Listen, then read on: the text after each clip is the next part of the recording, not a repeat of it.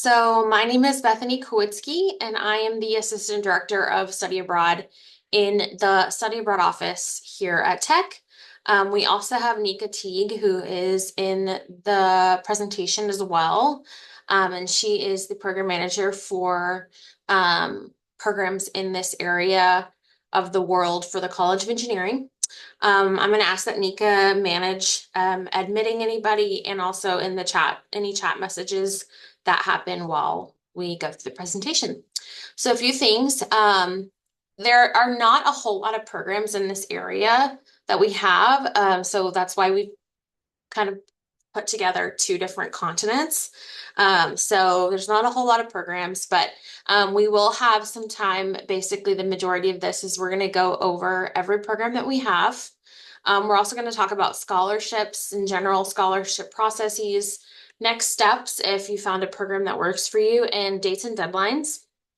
A couple things to remember is we have QR codes on every slide for our program. So if you are listening and you'd like a program I'm talking about, you can actually just go to the program page.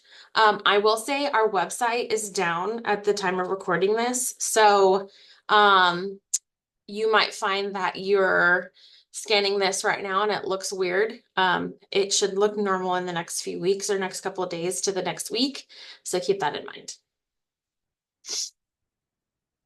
Okay, so like I said, we don't have a whole lot of programs in these areas. We only have 8 total in that general area. Actually, technically it's 7, but we have semester at sea as well, which I'll talk about. So we're just going to be talking about 8 programs. So I'm going to go into depth with them because we have the hour. A couple of them have videos that we're going to play. So if you have trouble hearing those videos, those links are on the program page's website. But let's go ahead and get started. So first, we're going to start off in Accra, Ghana.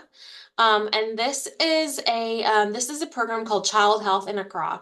So this is looking at it's a pre-professional shadowing program. So if you're in the pre-professional health field, whether that's pre-dental, pre-nursing, pre-OT, whatever, this program is something that you can apply for.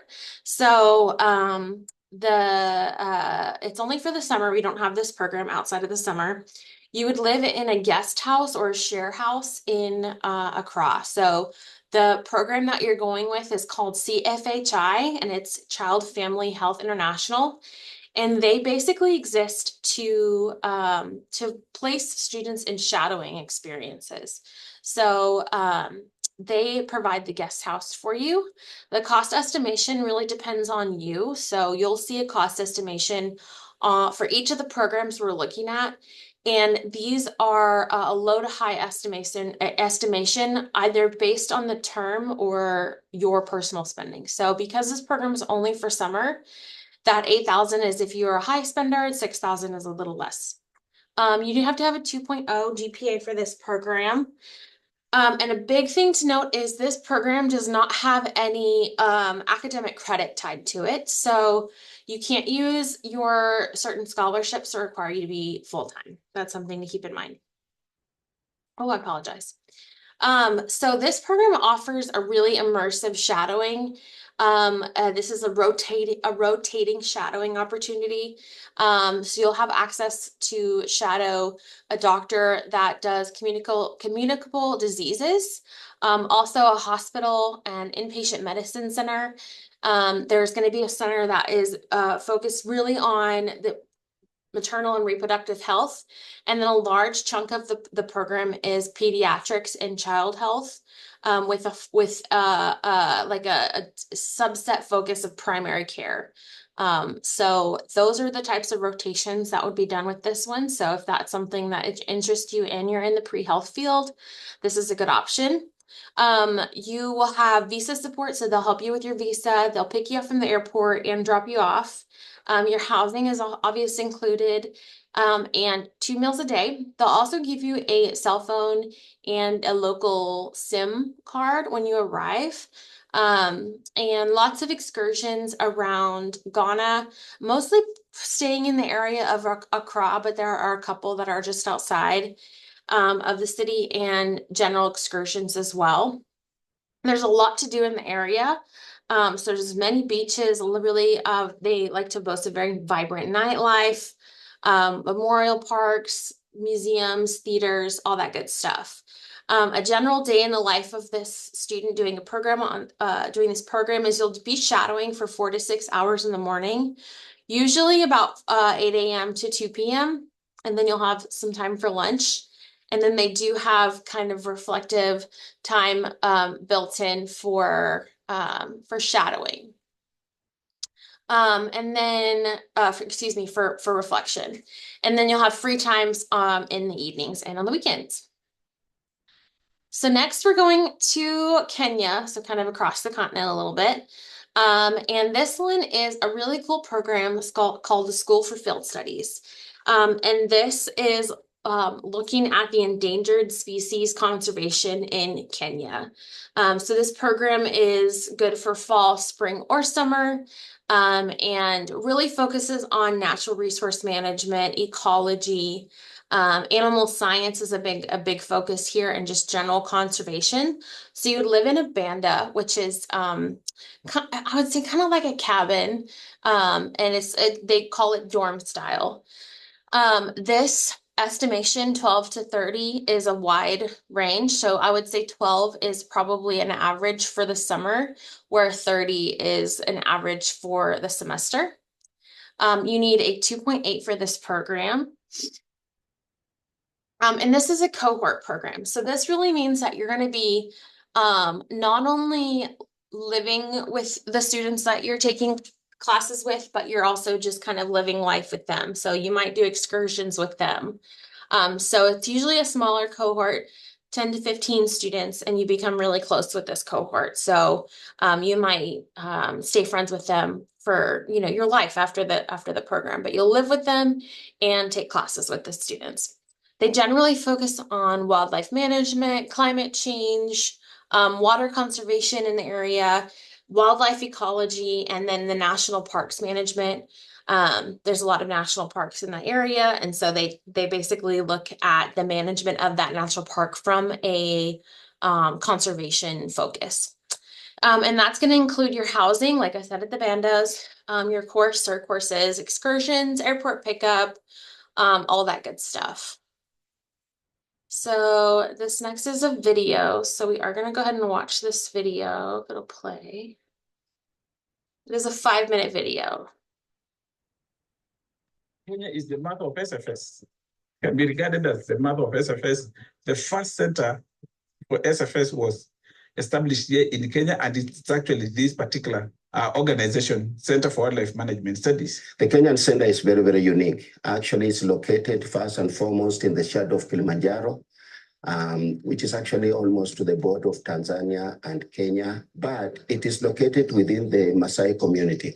As all of us know, Maasai are a very unique people. They still adhere to their traditional values, and it's because of those traditional values that they've been able to coexist with wildlife for many years. Being a Maasai, it's really an issue of having that methods or strategies of how to coexist with wildlife.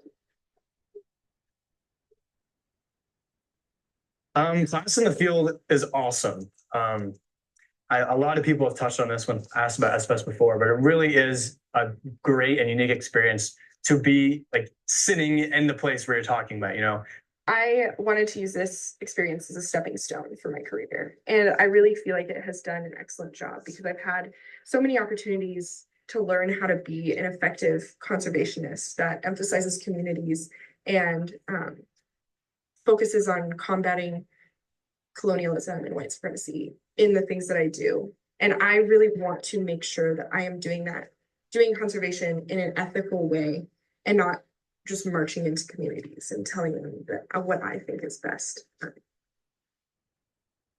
So this is for our future students who are thinking about enrolling for our program or thinking about coming to Kenya and you're scared, you're not sure.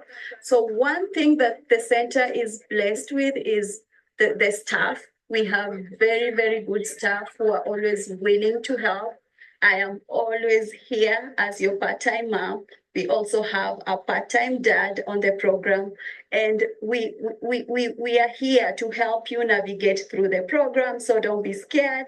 You will always have someone to confide in. You will always have someone to talk to. The program overall is fantastic. Honestly, what stands out the most when I hear that question is just the staff.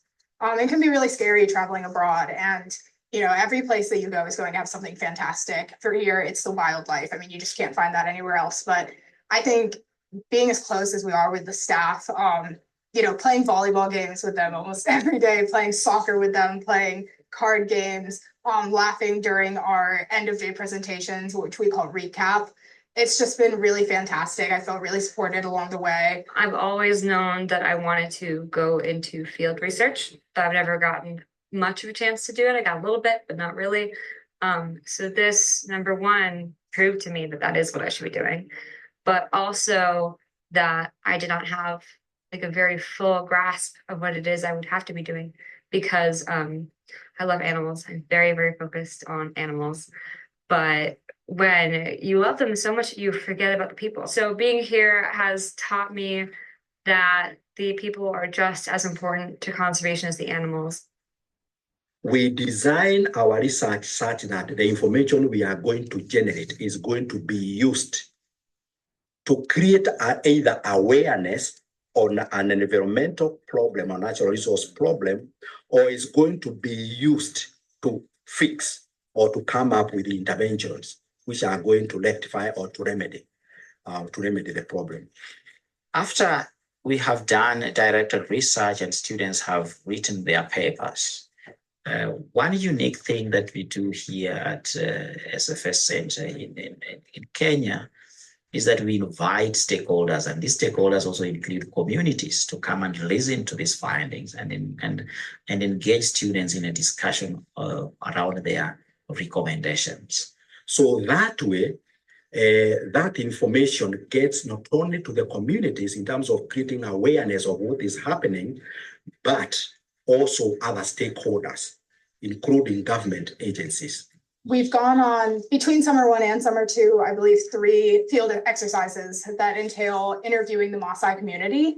And I've just really enjoyed the human aspect of conservation, getting to know the challenges that this ecosystem poses that you really don't hear about living in the Western world. There is a very strong interaction between protected areas and wildlife which move out of protected areas into communal lands and into people, that it is not possible to study wildlife without looking at how humans impact wildlife and how wildlife impact human beings.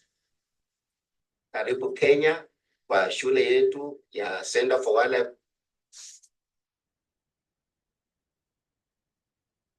Okay, so we're going to go ahead and go to the next video.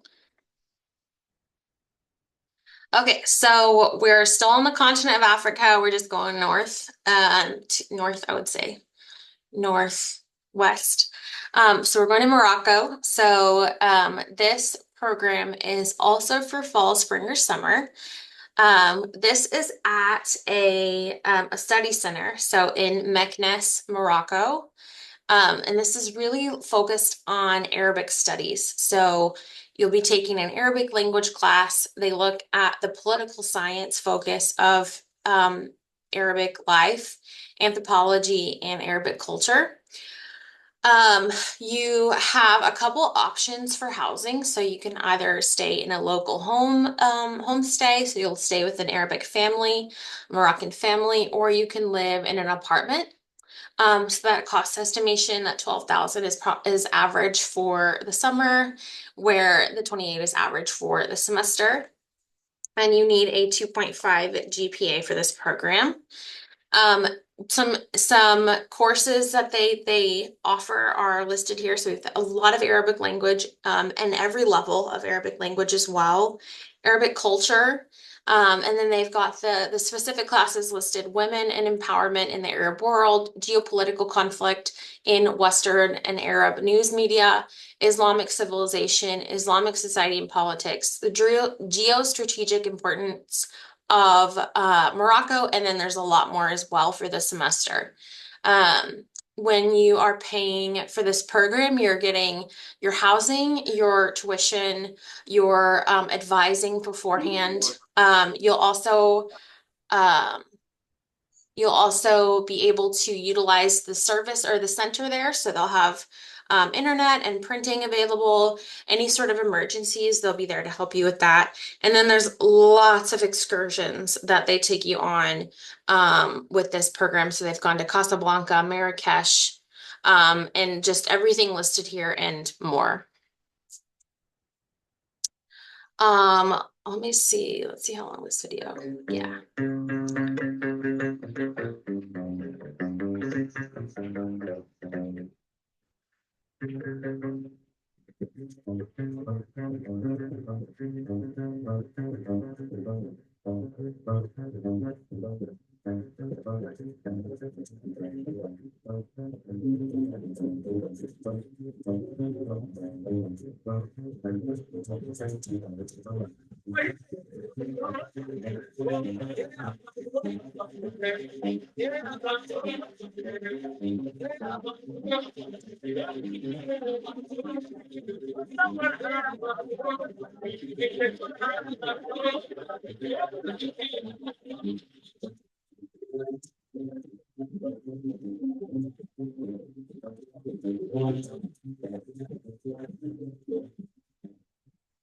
So that was some videos from past students on the program.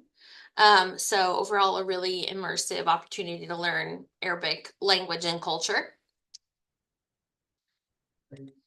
So, see if this is the same. Yeah, it's the same video. Okay. So next we're going down south to South Africa. This is another pre-health shadowing program. So this one is focused on healthcare challenges in Cape Town specifically.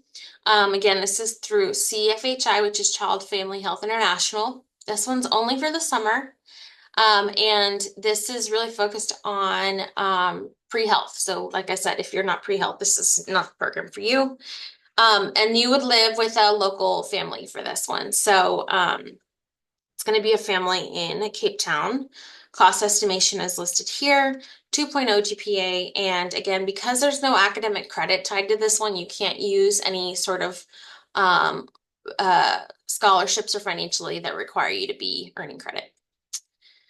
So this location for shadowing really focuses on communicable diseases, but from a global health nursing focus, hospital and inpatient clinics that you'll go to. And they do have some peds and child health, but mostly it's looking at like the struggles and how they kind of combat different types of issues. The program includes your visa support. So if you need a visa, they'll help you with that. Pick you up from the airport, drop you off at the airport. Your housing is included. You'll have 2 meals a day at your homestay. So you'll have breakfast and dinner. And then it's generally expected that you'll just pick up your own lunch while you're in the city.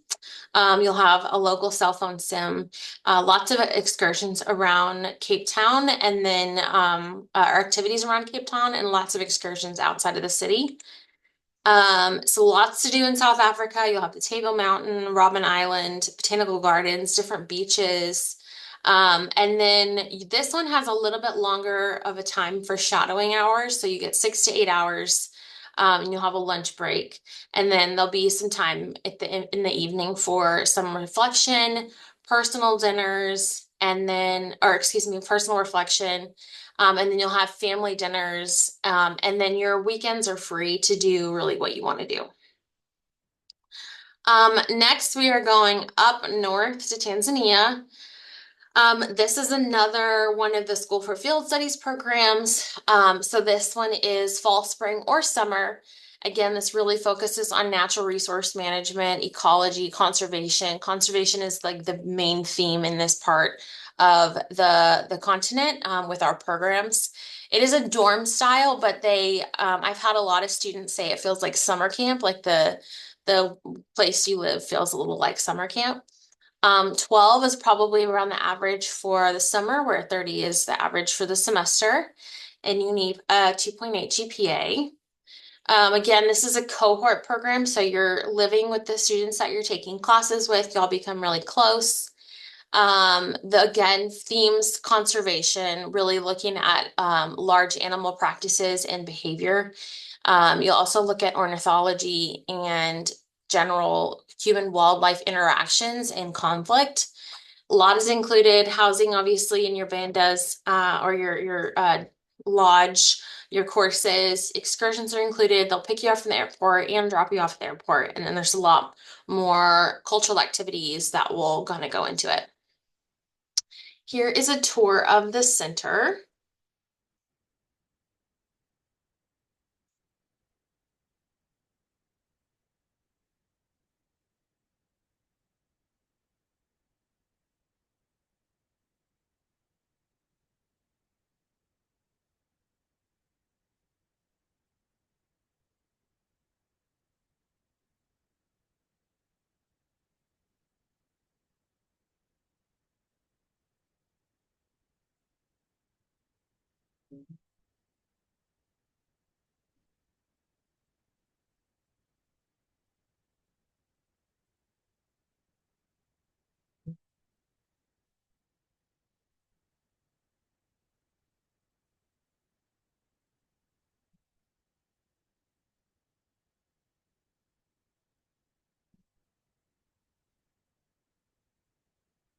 Oh, you can see what I mean when students say they feel like it's a little bit summer campy.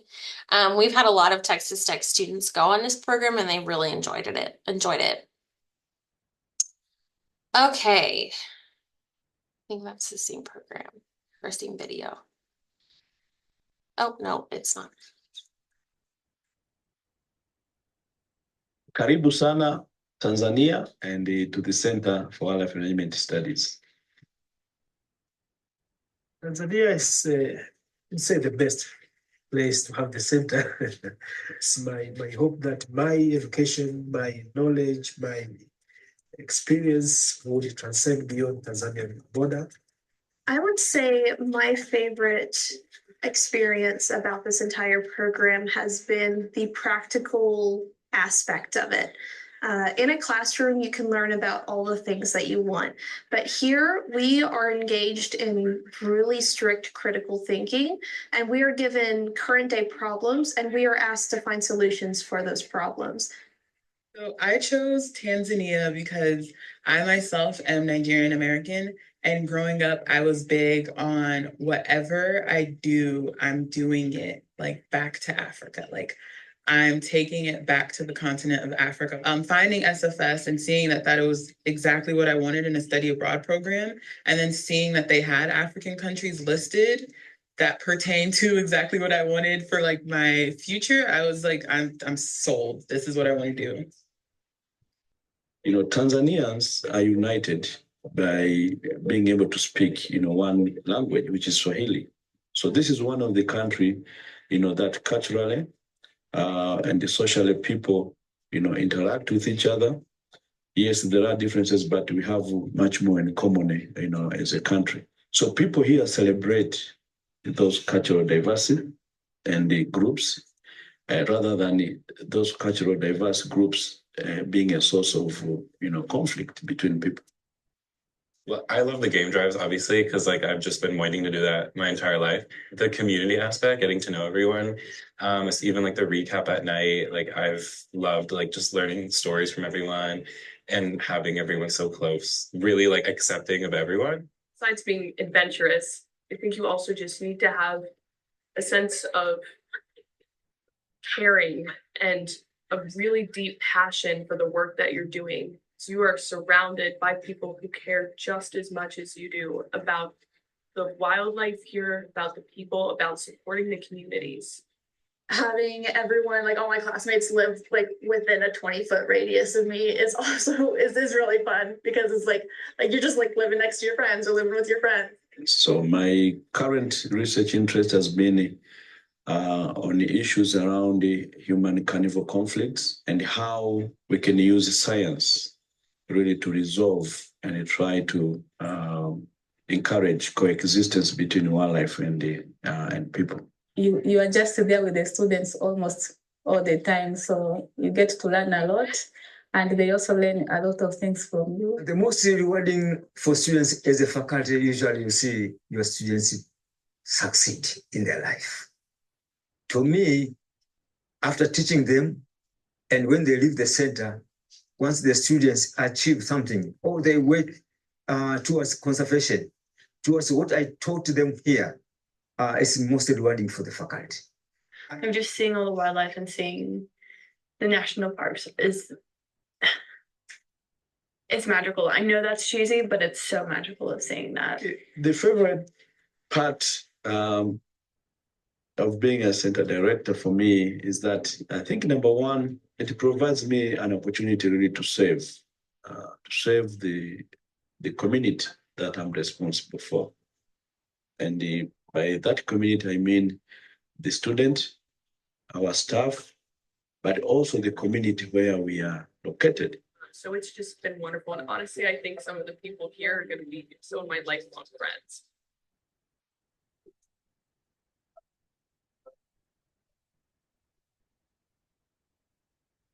Okay, so that was Tanzania. So we are shifting gears here. We're going to the Middle East. So this is our only program in the true Middle East. So this is in the United Arab Emirates, and this is in Sharjah at the American University of Sharjah. This is good for fall, spring, or summer.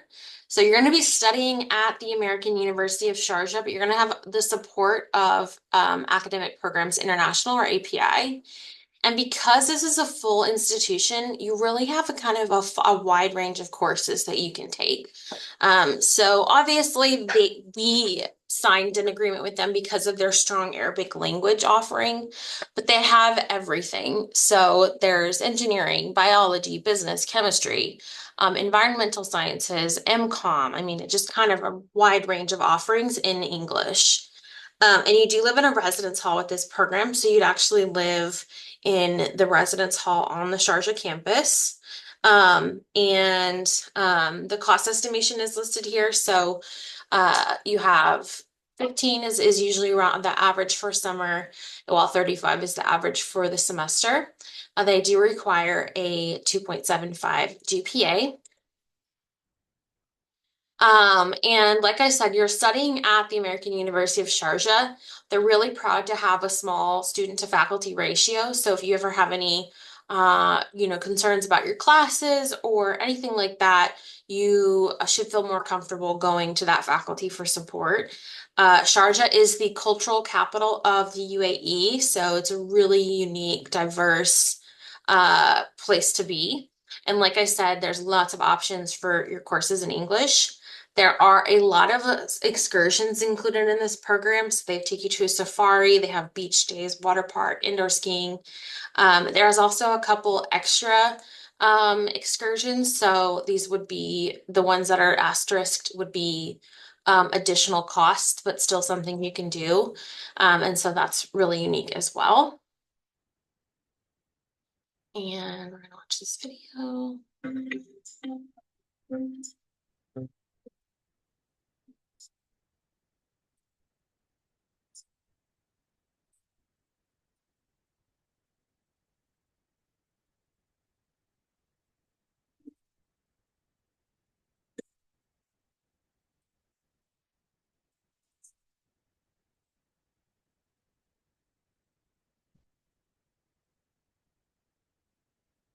Yes, and I need to do something that's different, culture-wise, language-wise, food-wise, and just like traditions in general. And I decided to come to the UAE and also AUS. When I was looking to study abroad, my first priority was to come to a country where I could practice my Arabic. I wanted someplace in the Middle East. So here I am.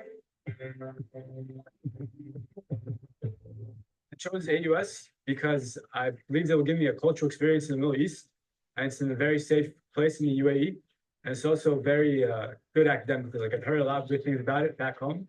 I knew that I would be in a good place here, and they would take really good care of me.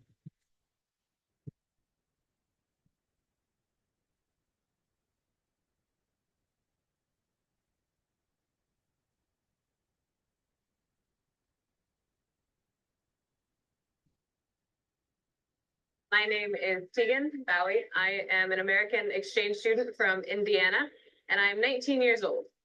My name is Matt Ferris. I'm 20 years old and I'm from Philadelphia, Pennsylvania, in the United States. My name is Jack Agrasuda. I'm 20 years old and I'm originally from Bangkok, Thailand, but now I live in Boston.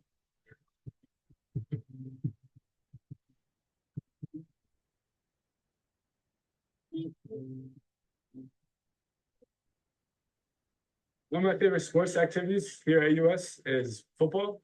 It's a very big part of the campus and almost everybody plays it in my classes at least once a week. So it's a good place to be able to hang out with people and bond. But it's also giving me the opportunity to do it in a new country with new people and be able to see a difference in how they train and practice here.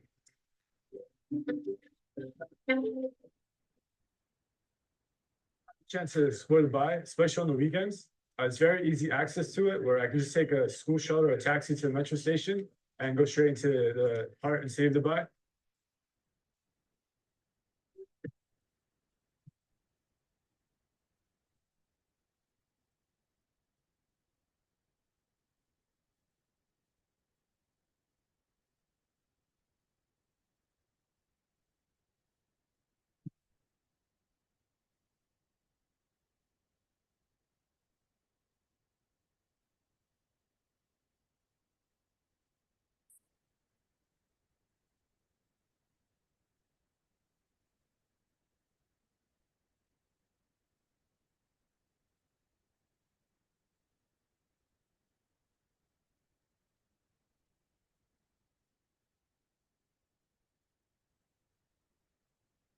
This place is very diverse. I like that a lot because it gives me a little glimpse into everyone's perspectives and I get to meet a lot of people from different countries.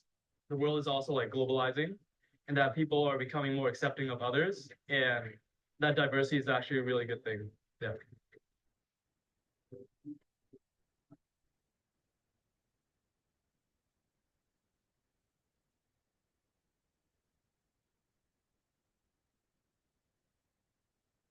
Probably the biggest thing that sticks out in my mind about AUS is how nice of a school it is. It's very well put together.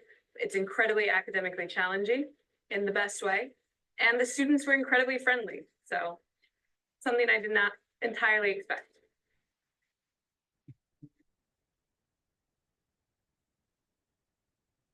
When I leave and go back home, I'm definitely going to tell everybody about my experience.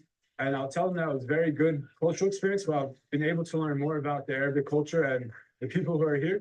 And I think that is very opening for me because I'm Arab. So it's something I can't really see back home, but now I've been able to live here and be able to kind of express myself and learn more about myself.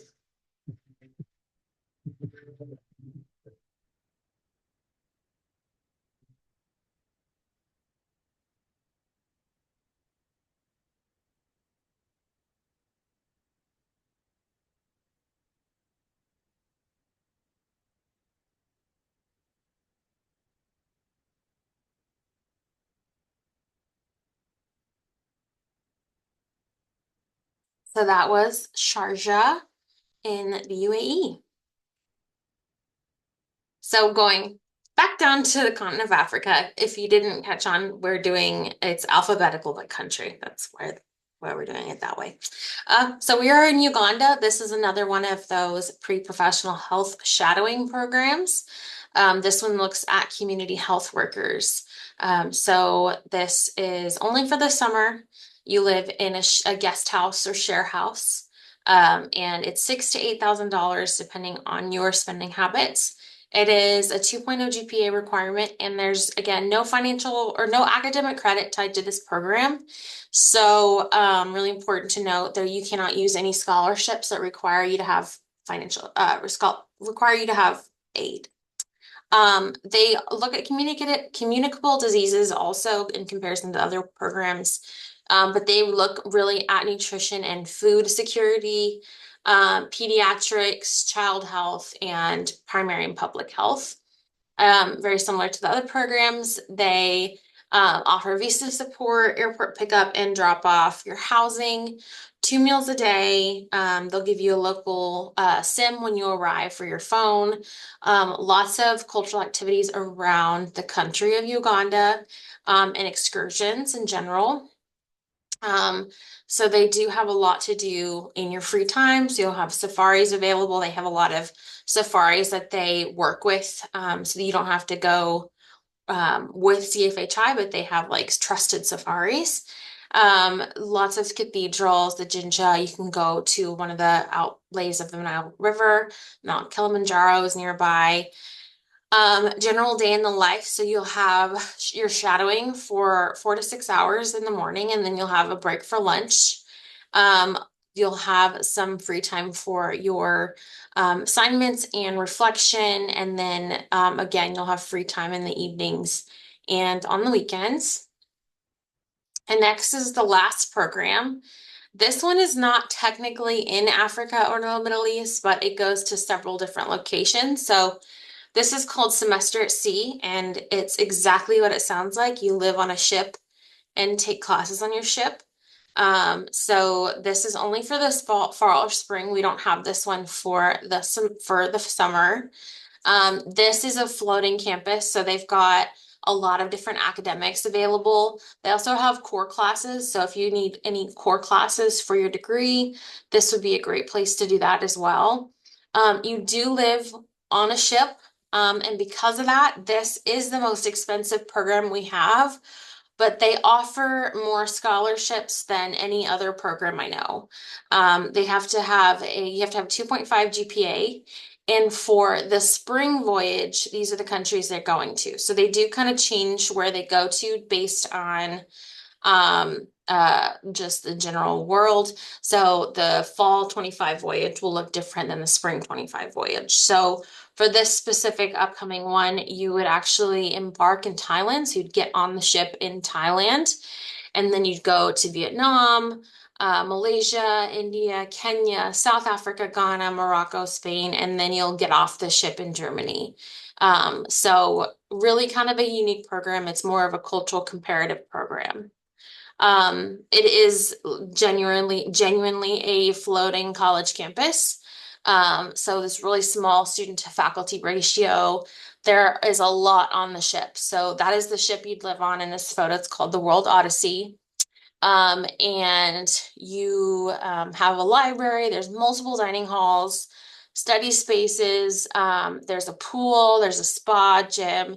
They have really cool things throughout the semester to keep you engaged, like talent shows with the crew, Sea Olympics. So, you know how you have like a different residence hall here? Well, you have different seas that you live on the ship. So you might live in a hall that is the Red Sea, or you might live in your hall and that sea is the Arctic Ocean or something like that. And then you have Olympics. When you're paying the program, you would be paying for your room. It is more expensive if you're looking for a room with a window. If you are trying to keep it more affordable, you can get a room on the inside. Your tuition's included 3 meals a day. So since you're on a ship, obviously like all of your meals would be included. They do have a snack bar that you can pay for extra. And then included field classes. So what's unique about this program is every class you take will have a field trip in one of the countries that you're visiting.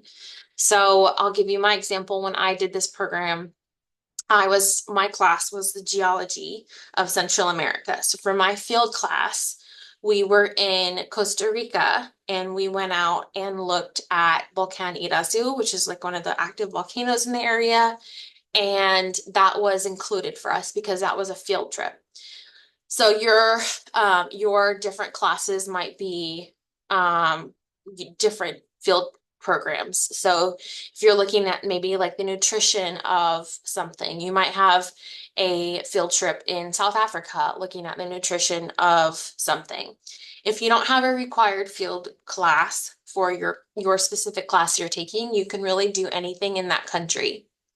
So I've included on the screen some examples of things you can do if you don't have like a required field class. Now, There are literally hundreds and hundreds of options.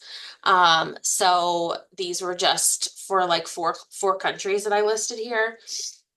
So if you're in Portugal and you don't have a required class, you can find something to do like a market and workshop or a tile workshop.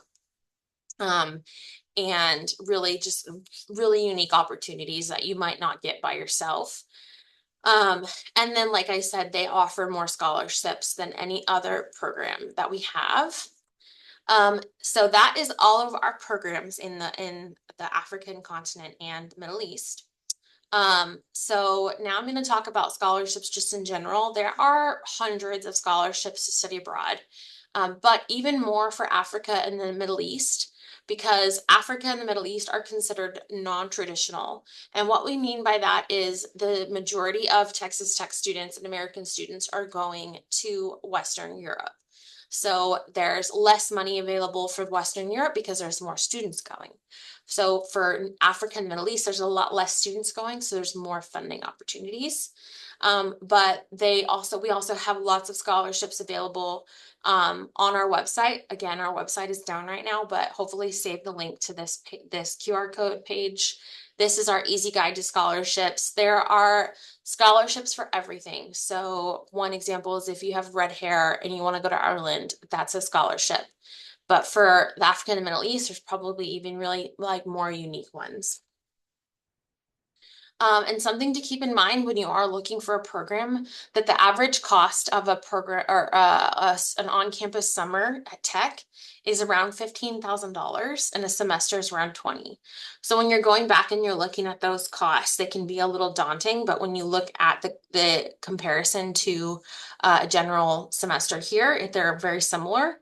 But there's also more scholarships to study abroad than there are to study here in Lubbock, simply because it's a high impact practice, right? You're going above and beyond of what's required of you, and people want to fund students who do that.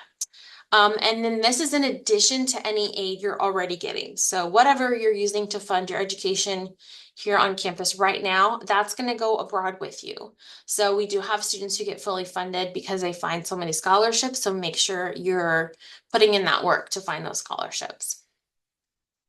So next steps, if you've chosen a program, you can actually just go ahead and start that application, schedule an appointment, complete the applications, apply for any scholarships, and go abroad. Now, if you are still not sure, you can do some walk-in advising with our graduate advisor, and she can kind of walk you through our programs. If you are looking for a summer program, those are not quite open yet. So summer 1 will open on summer applications will open on October 1st, along with fall 2025 applications. Spring, that deadline is on Monday. So if you are looking for spring, you have please contact us today so we can make sure to get you in. But for summer, you've got some time. Those deadlines don't close until February.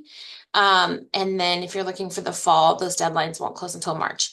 Now, if you're looking for something a little bit further, like later on in the future, like summer 26, those will open next October. So generally the general layout of our terms are the same as they are here, just in the future.